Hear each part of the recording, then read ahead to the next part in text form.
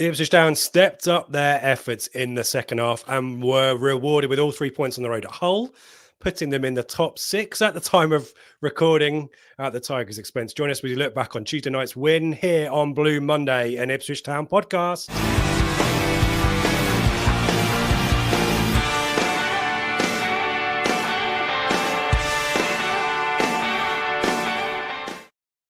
Welcome to a live reaction show, a belated live reaction show. We'll spare you the logistical hassle of trying to sort out last night, but we're here now, and Seb Brown is here, Dave Diamond is here, and 24-ish hours on, Dave. What's your abiding memory of that whole game? Well, I tell you what, we spoke in the green room before, and I must confess I was using some fairly colourful language, let's say, which I'll spare us now. But I have to say, and you chortled at this, didn't you? But for the first hour, maybe even 65 minutes, that was one of the most lowest quality championship games of football I think I've ever seen. Was. Well, okay, maybe. And then you obviously then threw in the 18-19 card, didn't you? But honestly, for both teams, it was just bloody dreadful, wasn't it? No one could put 2 or 3 passes together, caught in possession, balls just aimlessly hit out of play or aimlessly hit downfield. But as we said prior to coming on air, as we said last night, all that matters was the 3 points, and in the end, it fell our way. But for the first 65 minutes, that was horrendous. Yes. Well, and maybe if folk are lucky, we'll kind of tease it, and people might stick around rather than watch Mark Ashton's video about building stuff. And I've just sent people off there, haven't I? Sorry, Mike just said no team there. No side could pass water, and he's absolutely right. Yeah, there you go. And a streaky said, Seb, performance secondary to the result. But do you echo Dave's sentiment about the first half?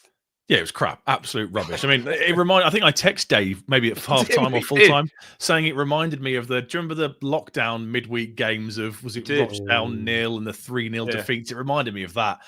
As Dave said, I don't think I've ever seen two sides have so many unforced errors. Neither side could pass the ball. Neither side could do anything of any note. First touches were off all over the pitch. It was a really, really bad first 45. It got to the point.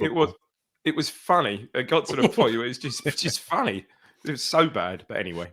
Well, thank you to everyone in the chat who's committed. Paul, I think I saw Jason as well, committed to us.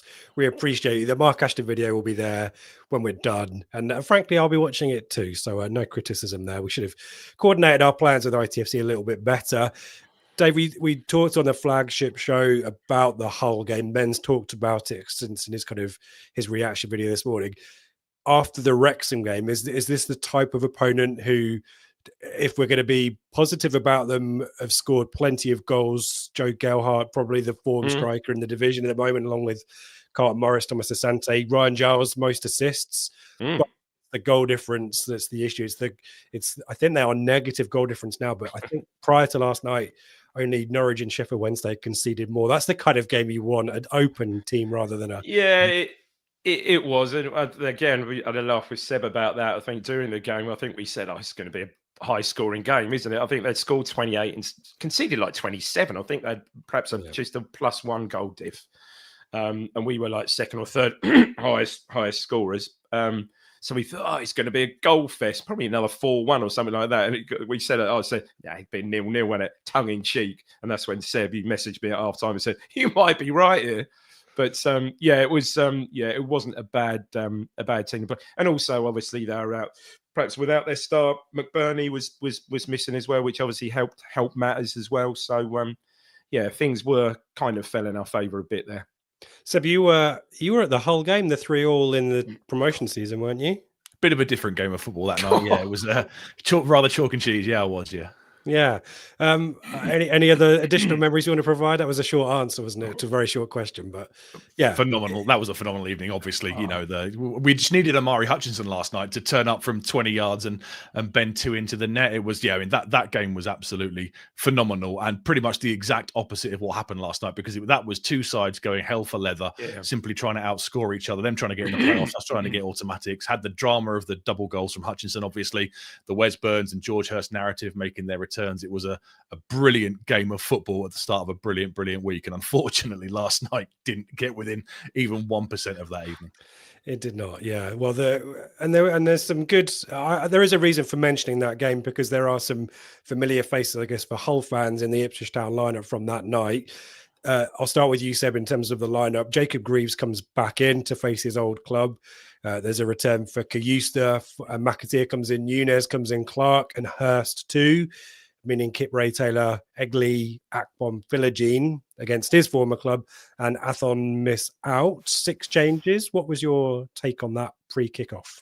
Well, I guess we kind of debated, didn't we, on pre-match last week? Are we going to start to see a home side and an away side? It kind of felt that Egley would start the home games, McAteer would be in for the away games. That proved to be the case. Kip Ray, I mean, Greaves came back in against Swansea, didn't he? And did pretty well that time. And I think we both kind of saw if Kiefer Moore is playing, you probably want Kip Ray at the back. So I guess him coming in for Wrexham was probably a horses for courses job, like we saw Edmondson dropped in a few times during the promotion season. So glad to see Greaves back. I thought he played well as well last night. McAteer I can understand, because Giles is a real threat from their left back position, isn't he? So it makes sense to have that probably slightly more streetwise, probably more hard work in terms of defensive duty. I think it's fair to say of McAteer getting back. Nunez in the 10, I really like. We see that away from home now. That's a role that's befitting of him. I was surprised it was Kayust and not Taylor. I thought away, Taylor comes in to add that extra bite in the legs in midfield. And I think we all know that George Hurst would obviously come straight back in up front after Athon kind of struggled against Wrexham. And I guess Jack Clark starting away from home was no surprise either. So although it was 6 changes from the Wrexham game, it was kind of a half and half, wasn't it? Half what we would establish from what we'd expect from the away side, with the likes of McAteer, Nunez coming in, but a couple of surprises perhaps in the likes of certainly Taylor and dropping out in midfield for Kayust. Agree with that, Dave? Any surprises there for you? Yeah, I think the biggest one, and again, I think we tossed this about last night, was I really found it surprising that if he was going to retake that, whoever plays alongside the central two, plays alongside Matasiwa, you really would have thought that Tuesday night at a wet and blustery Hull did not really suit Jens Kayust. Not really. So surely, I'd have thought it surely would have been the other way around, where Kayust started against Wrexham and saving Taylor to start yesterday. And I think with hindsight, look, obviously you can't legislate for Kayust getting injured, but he may have.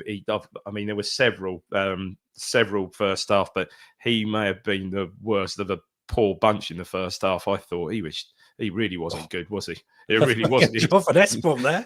It wasn't his night. It wasn't his night. It's not really. No. Well, it wasn't anyone's night really. And Paul's comment here on Nunez, but we would talk about possession, because it was a problem. I mean, you've alluded to it. Let me very quickly, in terms of whole 3 changes for them: Ajayi, Diaby, and Ndala coming in, and this won't be the last 23-24 season reference. Brandon Williams on the bench for Hull, Dave. There's a sliding doors moment where he goes on and plays the whole of that season. Probably does he sign for us in the Premier League if he keeps that form up? You know, he was so good and reached such a level. He may well have done, mightn't he? And look, it's good to see him back in football. Good to see him hopefully sorted out and back in football. Would have liked to have seen him come on, just seen him play. To be fair, he was great, wasn't he? But he'd have clattered Davis or Philogene, wouldn't he? Though. Yeah, but he obviously would have done. But if you look at, Hull were 5th going into that game last night, and this, if that's any sort of summary of the division this year, that probably is it. Yeah, it's a great thought actually, and we'll talk about the first half, Seb. We will skip over it as quickly as we can, but it's worth saying in terms of chance quality, possession. I've got some stats somewhere. I'll dig them out in a second, but abiding memory for me is Gelhardt just gets bored. I'll try and score from just inside the Ipswich half. There was a bit of squeaky bum time for Walton there, wasn't it? But it was just people trying efforts from all over the shop. I guess there's one that hits the post. Give us the kind of summary of the first half, because it was not great. No, 2 really poor teams. I think Nick Maynard makes a point there saying about the pitch. It seemed very kind of wet in the corners at times. So nod to the Blackburn trip upcoming middle of next week. Maybe nowhere near that, obviously. But the first half, like you say, they kind of had the 3 best chances, I guess. The kind of the Richarlison wannabe effort from the halfway line, which was pretty comfortably wide in the end. I know Walton is backpedaling. But when they hit the post, it's a cross put in from their right back, isn't it? Greaves kind of heads it to the edge of the box, and that Ndala kind of takes control of his knee, doesn't he, to kind of steady himself, gets the shot off. I thought Walton had saved it in real time, but it looks like it just hits the post and goes behind. So that was by far the best effort of the half. And I think there was one as well. Was it Gelhardt again? He was kind of playing the number 10 role and finding pockets of space, wasn't he? He fired wide from sort of the edge of the area, if I remember rightly. But apart from that, that was literally about it, wasn't it? We had a silly booking for Kiyus bringing somebody down, I remember, but I can't think of any Town shots on goal in that first half. I don't think. Magadzir had one, not on goal. He had one from the edge of the box. A lot of power. Oh, yes, over. Yeah, not on goal. I was going to talk about that Magadzir moment because I kind of appreciate what he was trying to do, because clear-cut chances of working the keeper wasn't really happening. So he's trying to take the initiative there. But it summed up for me the decision-making, or the lack of decision-making, Dave, of making the right choices. It did feel, we talked about the rotation and the consequence of making these changes. And to McKenna, to be fair to McKenna, he's talked about this team is still a team in transition, still learning, to play alongside different players and these covalent bonds that we like talking about. I think the issue in the first half for me was just people actually were in decent, presentable situations. Davis got up the side a few times, but it's that final ball, isn't it? It's the final decision, and it's either to go back or it's to slow it down. Whereas we're used to, this is why you can understand people being a bit frustrated. This slick, attacking, quick football, it's not quite there yet, or at least the first half it wasn't there, was it? I think we said on the pod Sunday, it's too safe, just safe, isn't it? Safe and ponderous. Take a touch, find a player, all right, let them get back and let them get back into shape. I think certainly for that Magadzir chance you said about poor decisions, I think Hurst gave him a right going over. Apparently after that he was looking for a little ball chipped inside. Tell you who came across well last night was the Courtney. Is it Courtney? Yeah, I thought she was good. She was because it's sorry they said on the it's horrible when you have the someone said in the chat when clearly the commentary isn't at the stadium, is it? You got the sort of stadium background, but she came over really well, and she was picking up on a lot of stuff there. Yeah, certainly with Hurst, she made some really good points about Hurst first half, I thought. And and she definitely observed the kind of slow build up. Like Ipswich have got maybe control up to around the 18-yard box, but don't really know what to do like that. Michael's point there, the front four, Seb, going into halftime. I think I messaged you this. You could make an argument for any of the front four to be subbed at halftime. The reaction in the Telegram group, I assume it was the same in households up and down the country. Interesting if you were at the game and give us your sense at halftime and whether it's any different, because we always have, being at the game versus watching it from afar, maybe the emotions are somewhat different. But I was thinking there's a sub there. There is a sub because it's probably enforced, but McKenna needed to do something at halftime, didn't he? Obviously kept the team in there, the front four, but that was the area where we were struggling most, wasn't it? It was, yeah. I thought maybe with Kiyus, it became pretty obvious he wasn't going to make it. So I thought Nunez might drop back alongside Matasiwa, and I thought he might chuck Chuba Akpom on in the 10 just to add a bit of attacking threat and maybe try and get some support up to George Hurst. I mean, we discuss rotation and we say about these covalent bonds and kind of familiarity is not quite kicking in yet. I guess that's just a consequence. Casey McAteer must be very low on confidence given, the last few games and the grief he's getting in some quarters. I thought he was okay. He does the role as McKenna's clearly asking him to do. I thought Nunez was poor, and Jack Clark really struggled to get on the ball, didn't he? You want Jack Clark picking up the ball and running at people, but he really struggled to get going last night. So yeah, I guess you had, you could have taken probably 3 or 4 players off at halftime. It was like Neil says there. Yeah, Rich, we could have subbed 6 or 7 at halftime. Yeah, we could have easily taken more than the one change that we made. Jack Taylor coming on, I guess that will provide a bit of legs into central midfield alongside Matasiwa. I didn't really feel Hull were winning the midfield battle, but I just wondered if he might drop Nunez back just to get a more attacking option onto the pitch. And then, as much as we've bemoaned, it's the worst first half of Championship football Dave has ever seen. I'm joking. I'm not. I don't think I am. When I think back about it, no, you're not joking. There's definitely a top 10 podcast here, isn't there? The worst Championship games Dave's ever seen. I'll tell you what. Well, let us know in the chat. It's a long list. We've got some experts out there watching this, so either in the chat or if you're watching this after the fact, let us know a word half. Let's at least limit it to a half of football, because the second half, guys, is not terrible by any means. And as much as we're confused maybe about, you know, whether there are some other subs you could do in there, and we've talked about him already, Marcelino Nunes is highly influential in the second half, but it doesn't start particularly well for him, does it? And I'm thinking there's the effort from the edge of the box, which kind of feels like the McAteer effort, Seb. It's just very speculative. It's a loopy thing out there. But then he does a really great free kick that McAteer should flick over from the edge. So he is involved, but it's the decisions. We'll talk about the 4v2 later on, because it's sandwiched by the goals. But he's involved. He's getting the positions. It's just that choice, isn't it? I mean, McAteer should do better with that, shouldn't he? It's a great ball, and he just gets too much on it. I thought for a minute, defender had sort of beaten him to it, but no, he's in a great position, and he just gets too much on it, you know. No, he was more. To be fair, he was more influential. He couldn't be any less influential second half than he was in the first. No, it was that bad, but no, he was certainly more influential second half. Yeah, for sure. Yep. Then Seb. Again, people will talk about McKenna substitutions, but in the cold light of day, they might have won us the game last night. Talk us through the triple change. Yeah, they did, didn't they? So obviously Philogene coming on was the big one. Was it Philogene? Akpom surprisingly going into the 9, which I think surprised most of us. Obviously, we haven't seen that. Dave's been beating the drum on the flagship show about getting him up in the 9 because he's got the physical presence and he looks like he could certainly do a job there. I don't think we've seen it at all this season. Certainly, definitely not from the off. Maybe towards the end of the games, but I can't really think when. And I guess that was a bit of a surprise that he got the nod over Adon. I guess Philogene coming on, one of your better players. You need to get him on. What was the other change? I've forgotten. Egley from McAteer. Egley from McAteer, yeah, makes sense. You know, you're starting to chase the game. You're hoping the game becomes slightly more stretched. You can look to get him to cut inside onto that left foot of his. And this is the world we need to be in. You know, we've discussed the parachute payments, the fortunate position we are in with our squad, and if you can get these top class players on to make a difference, then it can get you across the line, which is exactly what it did last night. I think we all kind of wanted a spark from Philogene. He has struggled away from home. I think this season he's not the same player that he is at Portman Road, but you know he can produce a moment of magic, especially going back against his former club. So delighted to see him on, and really interested to see Akpom coming on the 9. Yep. West, can you give a shout out to our mate Westy, Dave, who's done a super chat for us there, 9.99. Westy, superb, mate. Love you, all mate. Best. All the best. Yep. Thank you for your support. You can do likewise if you're watching on YouTube. There's a button there, but as we always say, a thumbs up is really appreciated too. And tell your friends, come and get them to join us in the live chat. David, in terms of the players coming in and out there, that triple sub, I'm a huge advocate for Jack Clark and have been adamant that he deserves more starts.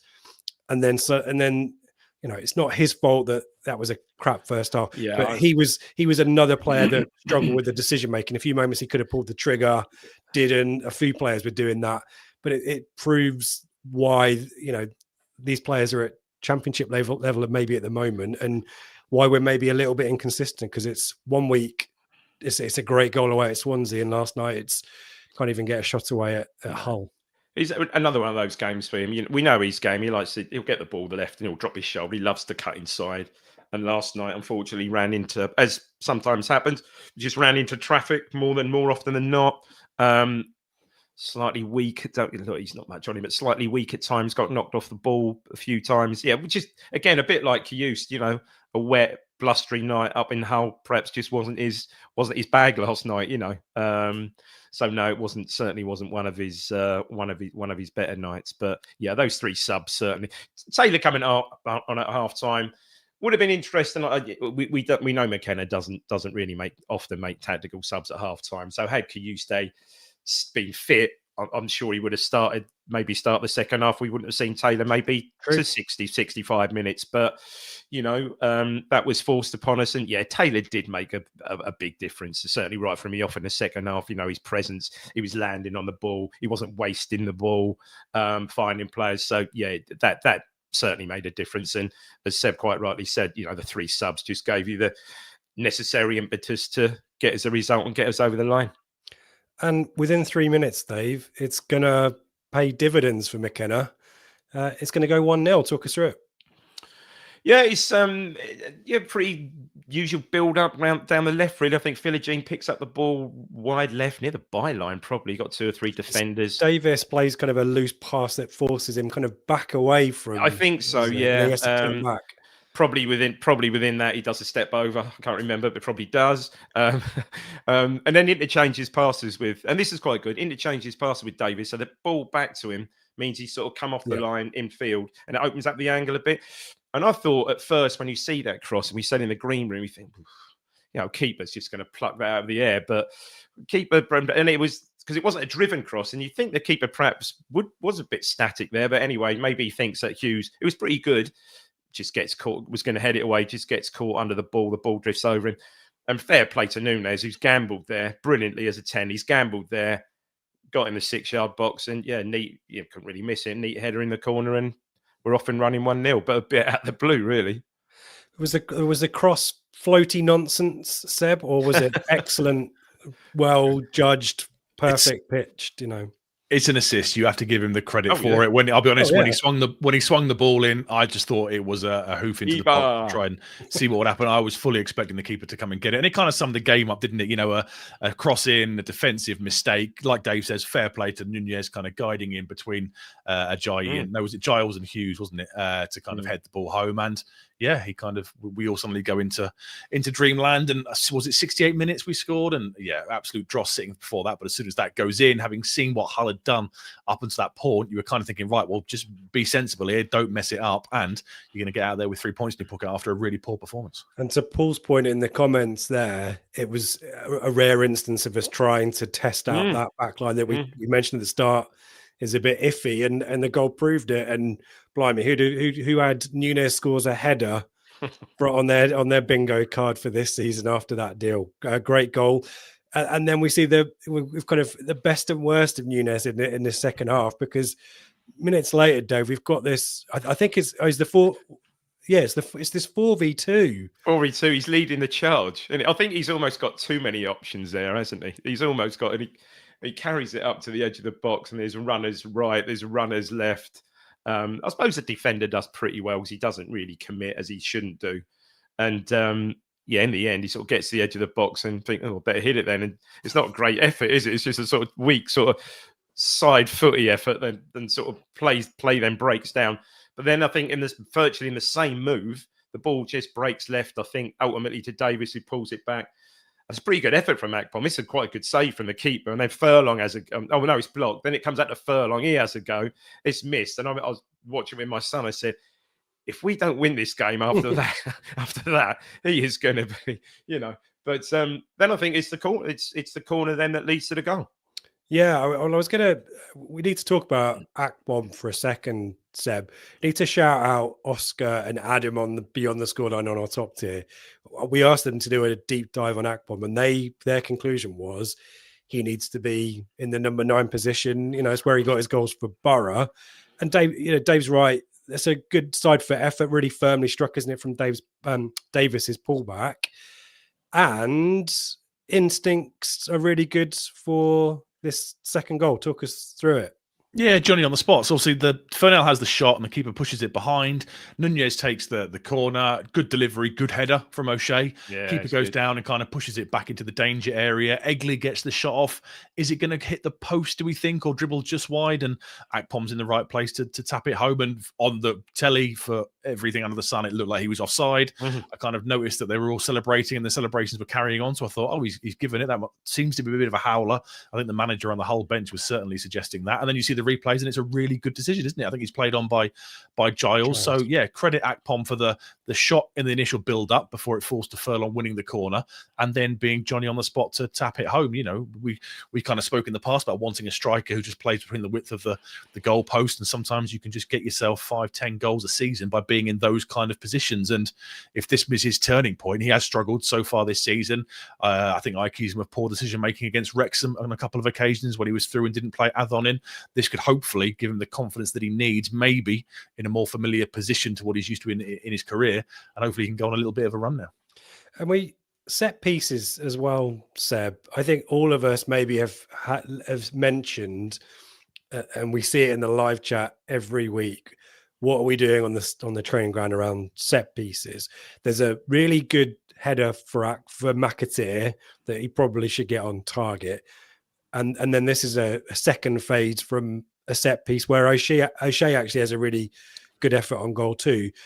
Do we need to give our set piece team a little bit of slack here? It's starting to get better, aren't we? Yeah, like the team, it's starting to click. You know, Athon's goal away at Swansea was, I think, O'Shea won the header from a set piece, and he kind of was on hand to head it in. So things are certainly looking to improve. Yeah, I mean, I love Leif Davis to bits, but I think we look a lot more dangerous when it's somebody else taking the corners at the moment. Nunez swings this one in. Egley took one, didn't he? Egley took one, yeah. We've seen Philogene take them as well. Jack Clark on occasion. So I do like it a little bit when we kind of mix things up. And yeah, it does look like certainly we went through that phase, didn't we, where we conceded 3 or 4 set piece goals in 5 or 6 games. I think it does look like then that we've tightened up at one end and posed much more of a threat at the other end. So yeah, long may it continue. A word for you, mentioned O'Shea there, who got the header in. I thought O'Shea was excellent last night. We discussed closing the game out with his couple of throwing his head on the line on occasions to make blocks and everything. But yeah, really good against Wrexham, really good again last night. Excellent, got up well for that header that led to Akpom's goal. So a real captain's performance last night. I think those outswinging corners are some things. Those outswinging corners, it's easier for the offensive team to attack. If you know what I mean, the outswinger as it comes, you know, it's easier to attack rather perhaps than in some respects the in-swinging corner. And do you want to give your view on O'Shea? I thought he was excellent last night. I think his medium range passing, he's really good at finding a Matasiwa on halfway, isn't he? He threads the needle quite well. But Seb's right. We need to give him massive credit for this block from Diaby. And then he gets whacked in the head from a clearance from one of his fellow players, I think, one of his fellow Town players. He had a really good, I mean, maybe a low-key performance last night, but really important. No, I think probably since he's come back from obviously the confidence he got with against Portugal. Well, yeah, no, honestly, I think probably the Wrexham game and last night are collectively his best 2 games I've seen him play. It's the tash. It's the don't shave it off. It is probably November. Did I misread this, by the way? And chat, help me out if I've got this wrong. That Ronaldo's suspension for that red card is suspended so he can play. That is because their next competitive game isn't until the World Cup, so they've suspended it as long as he doesn't do it again. But there is another player somewhere. Is it Azerbaijan or somewhere who has qualified, who hasn't had his red card overturned? No. He's banned for the first 2 games. That's it was Athletic last night. I can't remember where it is. It's a country that hasn't qualified before. It's the same scenario, but he can't play for certainly the first game, maybe the first 2. Justice for O'Shea. I'm going to write to the FIFA now. Not that they give a crap, but just evening FIFA. I'm sure you're watching. One other moment before we sum things up. Philogene's effort off the post, Dave. That was really unfortunate, wasn't it? Oh, yeah, sort of similar to his third goal against Sheffield United. He's really Norwich is. He's really properly 2-footed, isn't he? My goodness me, can go either way. I use gutting. I'm thinking they love. He was getting a bit of stick, which I thought was a bit, from the Hull fans. But yeah, absolutely, sort of just went inside his man. Obviously, his man's expecting him to go outside and went inside it, and almost looked harder that not to go in, the way it hit the post and sort of hit the middle of the post, but unfortunately just went out. But yeah, that would have been the icing on the cake. And a great view behind the goal as well. You can see the ball moving, unfortunately, moving away from the goal. But yeah, great effort and proof that he's got that in his locker. And it would have been. Thoughts on Greaves, and before we'll take a short break and then come back and sum up. Greaves, I thought, had a good game, but was a booking waiting to happen. Very gobby. Both he and Philogene got booed by the Hull fans. That surprised me. Any thoughts on that, guys? I was surprised at the Greaves one because the transfer seemed pretty straightforward when he joined us. I don't remember him throwing his toys out the pram. It was quite an early transfer done in the summer. He came through their academy. They had good money for him. So I was surprised at that one. I guess the Philogene one, I guess maybe the fans were frustrated because was it us? Was it going to be Aston Villa? And it went on for a little bit too long. And I guess maybe his agent played a little bit of shenanigans like he did with us first time round. So I can understand that one a little bit more, but I was surprised at the Greaves one. Well, needless to say, they had the last laugh. In terms of the stats, I've got it wrong. I thought I would. So this is the second half stats. Look at the XG there. 2.8, 14 shots, 6 on target, 3 big chances for Town, one of which is missed, 79% accurate passes. Here's the first half. 0.05 XG, 2 shots, none on target, no big chances missed. Accurate passes remains the same, by the way, slightly less quarters. So it was a game of two halves, but it's what the score line is at the end that counts. Ipswich Town 2-0 victors. We'll be back in a sec to wrap that up and to talk about all the other action from last night. And Seb, you've got your eye on the scores at the moment. So we are live as we're recording this. So we'll give you an update whether Ipswich have fallen out of the live table. We'll give you the live rundown at half times, but we'll back in a sec after a word from our friends at Atwell's. Blue Monday is brought to you in partnership with Atwell Solicitors, your ideal legal partner for property and business law. Whether you're buying a home, starting a business, or just need legal guidance, our dedicated team has got you covered. Trust our award-winning customer service team to handle your legal matters with care and expertise. Find out more at atwells.com or visit us at our offices in Ipswich, Colchester, London, and our new location in Woodbridge. Thank you to Atwells for the support of the channel this season. You can find out more about them via the link in the description. In terms of other bits and pieces, it's a busy time, as we talked about last week. We are in the midst of it right now, talking about Hull. But Seb and I, quick turnaround. We're back tomorrow, Seb, to talk about Oxford. We are. I better go and do the research after this, hadn't I? Because it's only going to be 22 hours or whatever it'll be. So, yep, join us for the lowdown on Oxford on Friday night, tomorrow night, with all the usual fun and games from the pre-match. You're going to have to say that again. Join us for the lowdown on Oxford tomorrow night before Friday night. Yeah, come and see us on Thursday and for Friday. That's what I meant. Yeah, starts at 7, drinks at whatever. Weekend preview will be also available Friday for our friends, for our subscribers on top tier. Henry and George talking about that one, giving a slightly different take on it. Ben's got a watch along for the Oxford game on his channel, so do join him for that one. But he'll also be back on Sunday here to talk about it on the flagship show with Joe and Dave. And Beyond the Scoreline available again on Monday. Who else will they give credit to, praise to, who will then have a big telling contribution against Blackburn on Tuesday? Find out on Monday. And then we're going again. We've got Blackburn Tuesday and the big one, Coventry next weekend. Blue Monday, ITFC.co.uk. Everything you need to know about us is there, but do subscribe, and all of this content will just land in your feed whenever you want to watch it. You can either choose to watch an Ashton video or come and join us here, but there is plenty going on the channel, so do get involved. Telegram, we are in the middle of a bit of a ownership management transition thing there, so that isn't available to join at the moment, but we hope to have that back up and running next week. So it's kind of a lock-in at the moment, but the bar will be open. The metaphorical Telegram bar will be open hopefully next week. In terms of results, let's do a final summing up of Hull. I've chucked the stats up there, Dave. A good week in theory. We are on a good run and 2 consecutive clean sheets. Seb and I were trying to cast our mind back, and we think it was the QPR Stoke games from the promotion season the last time we did that. There's the hat-trick ball reference for the 23-24 season. Mm-hmm. We were quite downbeat after Saturday and at half-time, at least you were on Tuesday. I think everyone was. Win changes the mood, doesn't it? It does. Things look very different and more positive, don't they? And go on. As someone said, more than one person said in the chat, all that matters of last night was 3 points. We got the 3 points. How many times have we seen us play games like that last night and come out worse. I mean, lose a 1-0 deflected goal so many times over the years. So yeah, showed good character in the end. Got the 3 points. Get out of Hull with the 3 points and move on to Oxford. Get out of Dodge and move on to Oxford. And we haven't had many good nights at Hull, have we? I mean, the 3-3 is still a 3-3. It's a draw. I think we're going back to the DeVos. It was 1-0. There was a Norwood 1-0. Oh yeah, yeah, right. Yeah, just when was it when Lambert was in that weird phase where he was still the manager, but it seemed to be more that Matt Gill was doing the coaching here. There was a 1-0 victory there, but it's traditionally not a happy hunting ground for us. I mean, someone just posted in the chat who was playing for Hull in that 3-3 game. You just forget the players they had. Delap, who scored against Barcelona last night. Carvalho was there, wasn't he, on loan from Liverpool before he joined Fulham? Yeah. Well, and then Tyler Morton, Rosenior in the dugout is not there, and he's doing great things in France, isn't he? So interesting situation there with Hull. So we'll see whether they're gung-ho approach where that leads them to be. But you're right, Dave. There's the kind of comment about the wider division there, which we will come back to. Seb, anything else you want to add on Hull?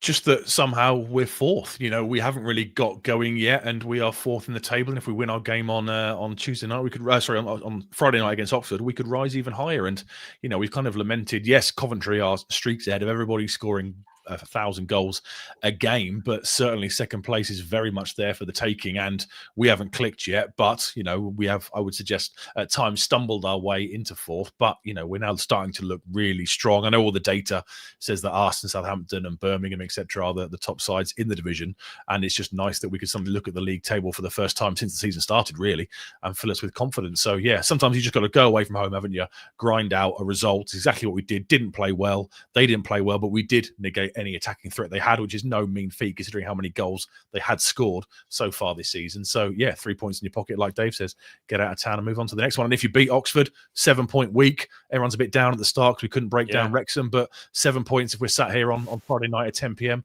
with the 7 points, it's been another excellent week, and we look to go with another 3-game week. And we are in danger of yo-yoing a little bit in terms of the emotions, aren't we? And I guess the context of these results is only really known at the end of the season.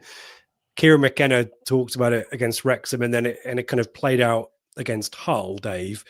As soon as we scored that first goal, the game completely changed, didn't it? We bemoaned it, this lack of getting the first goal early doors, but last night proves that once we've got that, the games are completely different from these low block frustrations that we've been having. It's total release of the pressure valve, isn't it? It's exactly what it is. You can just see it, and all it took. I say all it took. Saturday was a case in point. You score the first goal Saturday, we win that game 3 or 4 probably. We really do. And Watford's the same.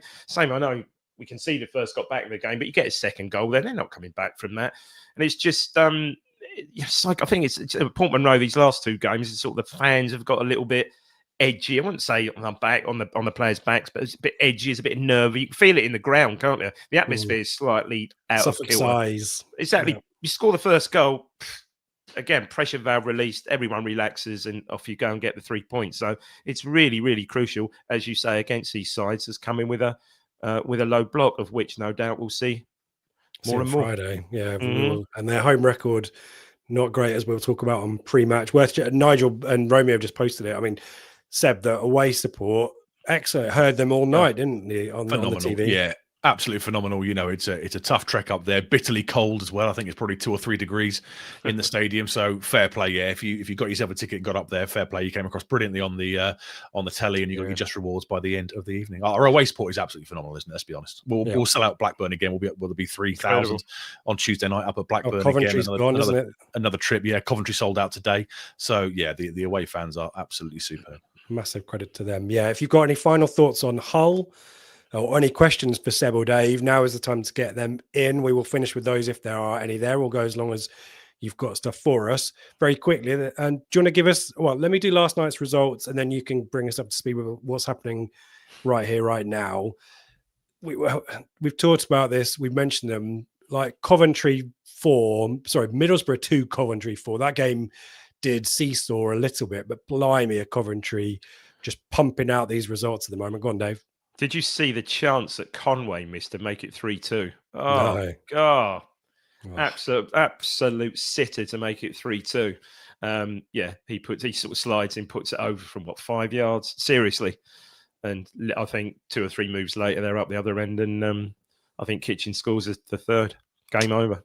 Who's going to catch him? We'll find out. Maybe no one. Who's going to catch Norwich with a 1-0 lead and catch them cold in the 95th? Oxford United ahead of our Friday meeting, but that is brutal for Norwich, isn't it, Dave? Did you see they bought that Jarosek on a sub and then subbed him 15 minutes later? I think he had been sick and wasn't fully recovered. So I'm trying to figure out who's more to blame for that. Isn't Clement a little bit? I think Clement's done a quote and said he just said he'd seen enough in that 15, 16 minutes, whatever it was. So that's pretty brutal as well. He came out last week, didn't he, and said the players aren't fit enough. You would say surely, he's been sick in the build up, and therefore it was a mistake to put him on without just burying him. But yeah, not good, is it? Nope. QPR at home next up for them, I think.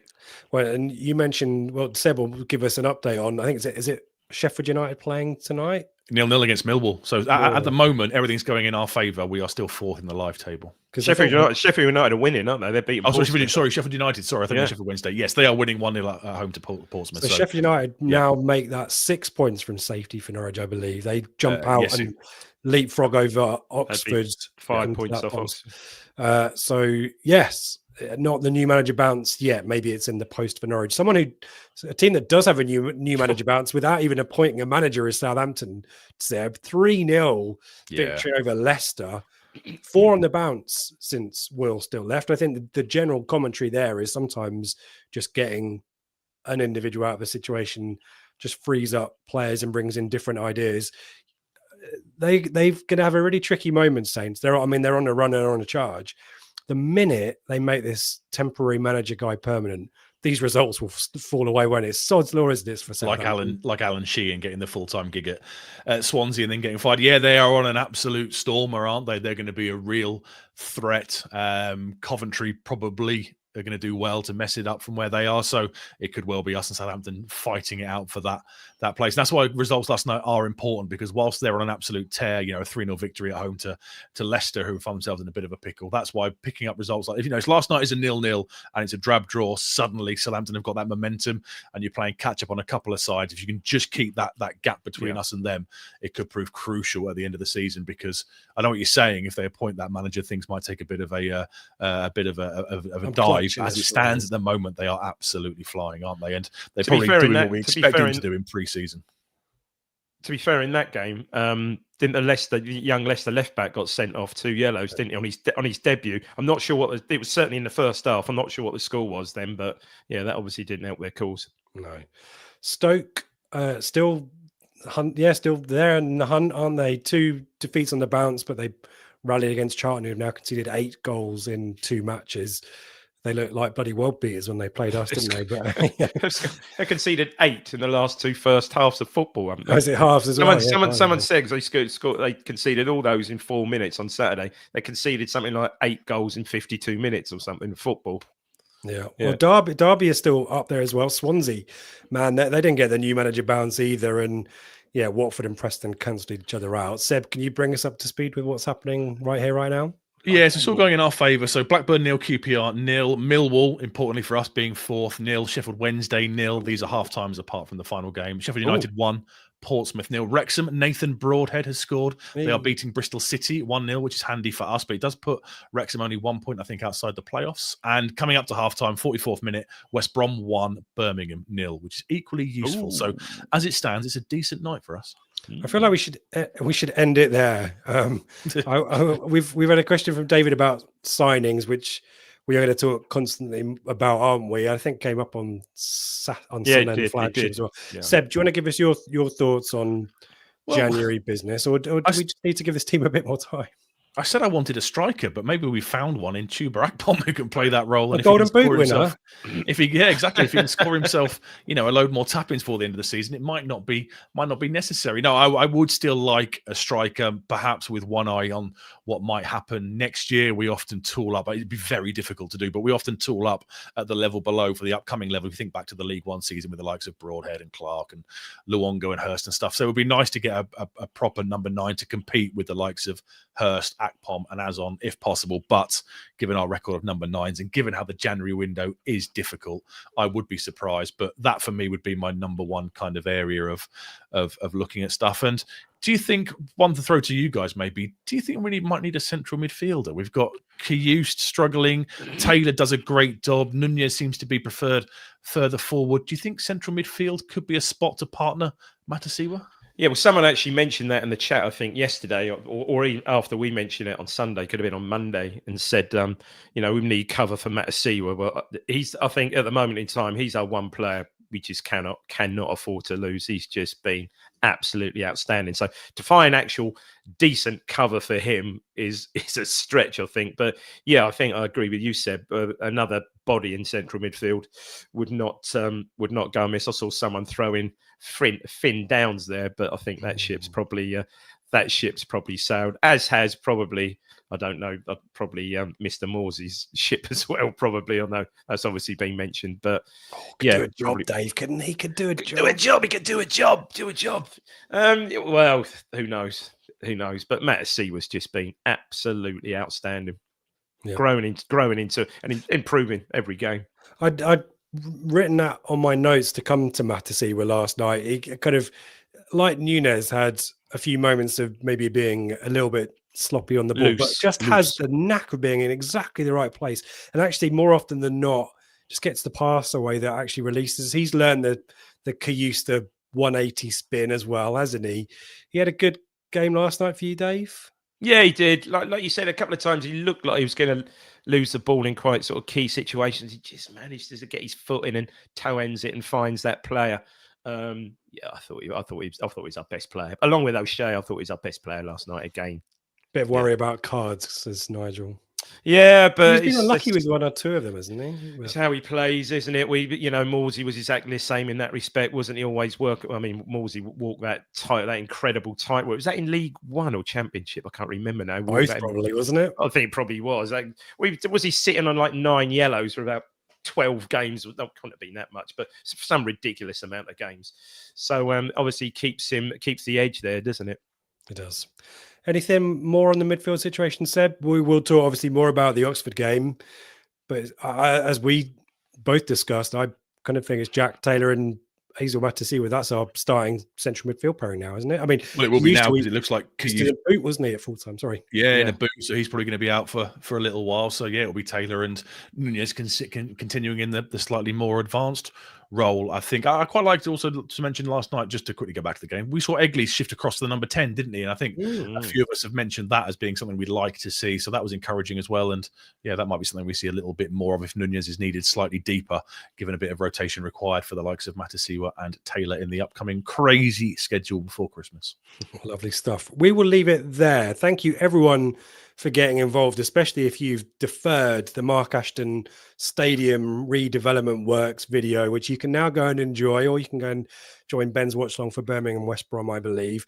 Do come back here tomorrow, Thursday, for Seb and I to talk you through the Oxford game. Do join Henry and George on Friday morning for weekend preview, and then the flagship back with Ben, Dave and Joe, the Holy Trinity, on Sunday to talk about it after the fact. And yeah, I mean, that's basically it. Thank you everyone for getting involved. Seb, anything you wanted to say before we say goodbye? No, thank you everybody for getting involved. It's nice to sit on one of these reaction shows and actually get a win. I did text Mikey saying it's sod's law the fourth time we finally get a chance. 24-hour gap from now on, isn't it? Yeah, it must have to be. Yeah, and presumably he's now banned from getting on the reaction shows. So yeah, nice to see you with a win. Come and see us tomorrow night. We'll give you the lowdown on Oxford, and we go again on Friday night. And Dave, I don't know if this is your live reaction first bow of the season, but now you've got to be a part of this situation, right? Obviously, yep. Quite happy to. I'll be available next Wednesday evening if required. Yes, I think I probably will if required. Excellent stuff. Well, hopefully you've got a win to talk about on Sunday as well. And as I mentioned, do join Ben for his watch along too. But until the pre-match show and everything else, we'll say goodnight and hope that results continue to go our way. See you then.